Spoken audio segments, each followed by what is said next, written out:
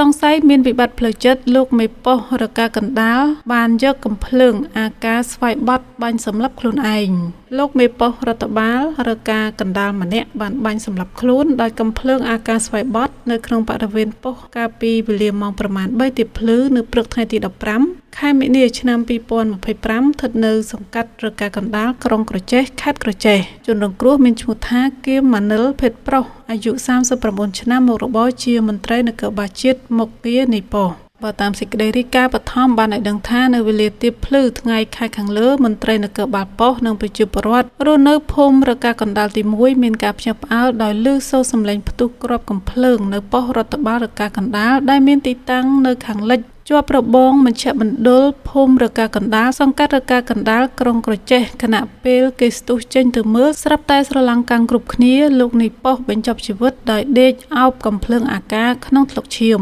ក្រោយពីកើតហេតុនៅព្រឹកថ្ងៃដដែលនោះគេបានឃើញសមត្ថកិច្ចបង្កើតគណៈកម្មការចម្រុះមួយថ្នាក់ខេត្តស្រុកនិងមូលដ្ឋានបានចុះទៅពិនិត្យនិងធ្វើកោសវិច័យលើសាកសពដោយមានការបំភ្លឺពីសាក្សីដឹងឮប្រយោលមុនកើតហេតុបានអះអាងថាលោកនាយប៉ុស្តិ៍ដាច់ចិត្តបញ្ចប់ជីវិតពិតជាមានវិបត្តិផ្លូវចិត្តពិតប្រាកដមែនប៉ុន្តែវិបត្តិផ្លូវចិត្តរបស់លោកនាយប៉ុស្តិ៍ដែលឈានទៅដល់កម្រិតយ៉ាងធ្ងន់ធ្ងរប្រើកំភ្លើងអាការប្រហារសម្រាប់ខ្លួនឯងនោះពុំមានអ្នកណាម្នាក់ដឹងមូលហេតុច្បាស់លាស់នោះទេ